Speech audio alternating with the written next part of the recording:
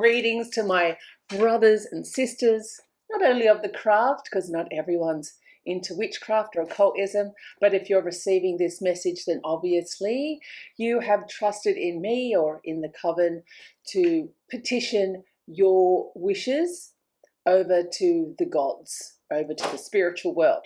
And so for that, I am always very grateful. I feel very flattered that you have allowed us to do this on your behalf. Remember, anything that I say is my personal opinion. It doesn't mean you have to run out and go and do it. And I'm not proclaiming to be any guru or anything like that. I just have been a practicing witch for many decades, and sometimes I can get messages from the spiritual world. Other times I don't, and I'm just very honest and upfront about that. So what I like to do is just, I'll share with you a little bit about the ritual. We don't go into too much details. With our group, I do encourage whatever member decides to do the ritual to do it in their own way. We have a lot of freedom of expression in our group, and there's no judgment on your specific style or where you are on the journey. I'm not the grand poobah who says everyone must follow and do as I say.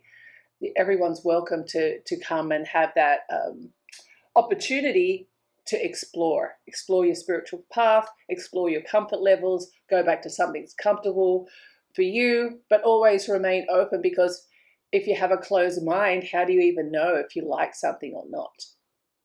Until you get to a level where you just feel like this is it. And so the point is that everyone in my group, if they're doing the full moon ritual, they have an opportunity to chop and change this as they like. Now, I have really enjoyed doing the rituals over the past couple of months. Now that I haven't been doing a lot of content for YouTube, I've really enjoyed the time in spending it with my own group, doing my own rituals. I'm really just getting back into my own spiritual path a lot. So I've been quite indulgent and really have loved what I've been doing. And so over the past couple of full moons, I've been leading the ritual and setting the tone for the group. And I have a specific way that I like to do the ritual. So this month it was me again. And what I did this month, it was more of a, what would you call, a satanic style, even though remember, I'm not a Satanist. I don't hate Satanism because there's so many different branches. I would probably be a Luciferian Satanist Buddhist with a splash of Hindu right now if I could describe my spiritual practices. But anyways, the ritual I did for this full moon, and I've got some notes here so I can try and stay focused. I did it according to a proper or more of a ritual, more of a ceremony, where I was calling in elements and specific demons into each of the quarters. The full ritual where you're calling them in, you're honoring their direction, you're honoring the element, you're giving a blessing, you're giving an offering to each of those elements. And so there's a lot that goes into it, but it really does, it raises the energy in a very different way. So of course we had Satan in the southern direction. We had Lucifer, of course, always to the east. Belial was north, and Leviathan, of course, west. Leviathan with the water from the west. And so each of those elements was called in. And of course, the goddess is always there. Contrary to popular belief, we are God and goddess. We're not just Lucifer. We're not just Satan. Goddesses are honored every damn where. And one of the key things that we're doing with the full moon is honoring symbolic. Some of it for us, it's symbolic, the honoring of the moon goddess. Others are more serious about the physical manifestation of the goddess, aka depending on what your training is, that would be called drawing down the moon, right, where you're calling down the moon goddess. But that's not what I did. So when the invocations are read, especially to Lucifer and Satan. So once you've called and you've got the presence of the gods of each of the quarters or each of the elements, the watchtowers, depending on your tradition, that's when you really get into it and you're putting those petitions over to the spiritual world. In our case, we had the audience of these three divine, ancient, dark gods to hear your petitions. And why that's so powerful is because in each of these elements that each of these gods comes from, they're able to do specific things based on what you said. So I did make a few points here so you can understand what I mean when I say, why am I addressing each of the elements and the demon at each of these elements for our specific clients. For example, in the East, we have Lucifer, which is the air element. And so what this is really about, when we're facing the East, we're addressing Lucifer, as my altar is normally facing East, as it was in this ritual. What we're really doing is to improve the mind. It's about self-enlightenment. It's about the will and the intellect. And so some of you really wanted to break bad habits. And so what I'll be doing is I'll be asking Lucifer, I'll be reading your petition to Lucifer and putting out there that this is what we really want to be able to do, break some of these bad habits so you're able to achieve whatever you put down as what your goal was for specifically this month. In the southern direction, Satan, the element of fire, okay, that fiery element, is someone, this is common as well, someone that wants fame, someone that wants confidence. The way that we really address that, or you can achieve that, is by removing some of those personal challenges you might have with not feeling confident. And maybe that's holding you back from doing something specific in order for you to feel more confident in whatever you're doing. And if I'm speaking to you, if that's what you're wanting, you know what that specifically is for you. Maybe you were bullied as a kid and some of that still remaining within you. And so while you want to achieve a certain level of success or fame, you're not doing, maybe you can't do a video, put yourself out there on social media because you really fear ridiculed, but you're asking the demon for fame. And that's quite common as well. I'm going to share with you a way that we can work on that over this month at the end of this video. But to keep on it, West, Leviathan with the water, very powerful element, water. Extreme. It may sound soft because people like to go for the Lucifer element or the Satan element, but when we're thinking about Leviathan and removing via the water, these are the psychological issues. You know, still waters run deep. And so what is there percolating in your still waters that really needs to shift or change? And so good for really beginnings and growth, you know, removing sicknesses, even disharmony, being overly emotional. All of those are weaknesses that you have to work on piece by piece. So versus just... So this is a difference between the way I do my rituals and, say, for example, even Blonde Gypsy with her new moon or dark moon rituals, she might do hers. I like to really get in there, pull things apart, get in there to the real problem versus having one large global thing that we're hitting for. You know, I want to be super successful. I want to be the best guitar player in the world. But you fear, you're an introvert, you never leave your house, and there's a reason for that. So I want to chip away at all of that, because here's the thing, and Lucifer is known to do this as well, especially I feel like to young men or people that are new into occultism. Maybe you get this wish straight off, let's call it a wish. He might give you exactly what you want. All of a sudden you get this opportunity to get up on a stage and play. But you have no experience and you're still facing the same challenges that you've had and that you've been working on with the full moon rituals, but you just haven't actually gone along with that energy. So now the demon has given you this opportunity for you to go for it, and still all of those issues are stuck, submerged. You haven't worked on it. That's what I mean about working at things piece by piece, especially when it comes to these big goals. I'm not saying don't have big goals, because that is 100% my mantra. Going back to the New New Year's Eve rituals, every year I'll say, get your yearly plan in place and then break it down.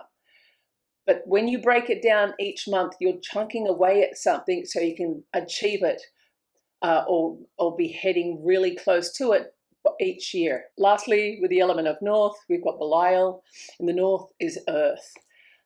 Fabulous for working money magic when we're thinking about wealth, prosperity, but it's not going to be given to you. Once again, the Capricorn energy is all about working hard, having goals, getting it done. But a demon will never, remember, there's always those experiences, like I just said in the last example. The demon isn't going to give it to you. What it'll do is lead you up to it and see where you are. Are you ready to take it on board? And if you're not, the demon will let you flop. You will flop. But the difference between somebody who's just going to flop and say, fuck it, the demons aren't by my side, and someone who says, well, that was me, I really need to do some more internal work, so I'm actually ready to take that challenge on the next time. That's the difference between failure and success. So only you're responsible for that.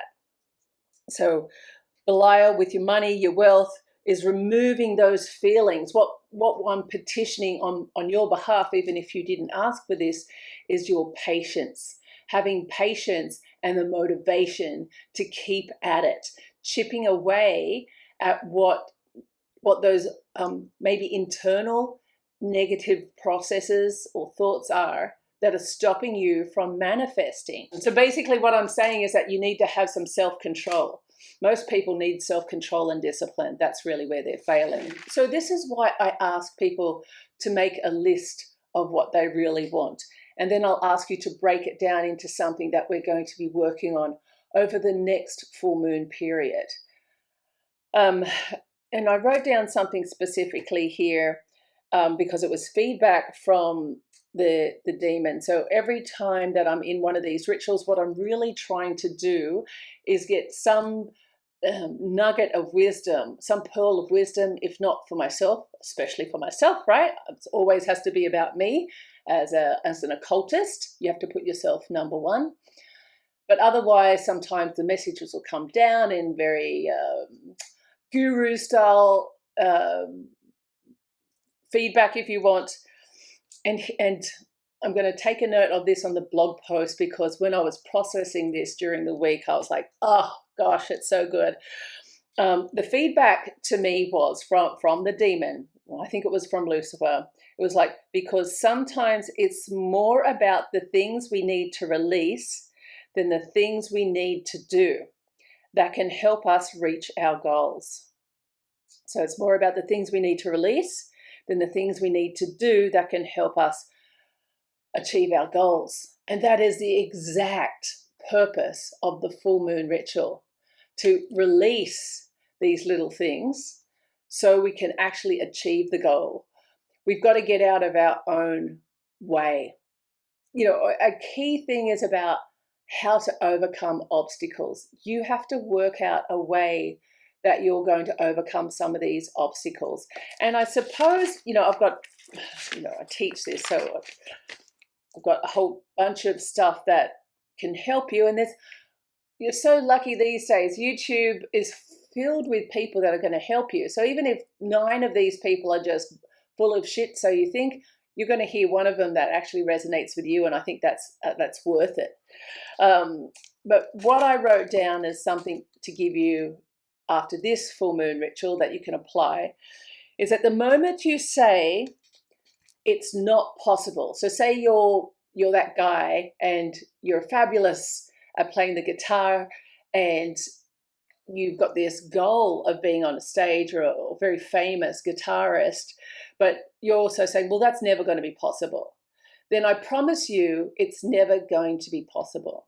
So no matter how frequently you petition the demon or do any level of manifestation work or do any level of spell casting, what you're saying to the spiritual world, they're not going, the spiritual world, there's no God that's going to come down and say, there, it's going to be okay. You'll be okay and you'll be able to do it. I know you can. They're not there with a cup of cocoa and that warm blanket.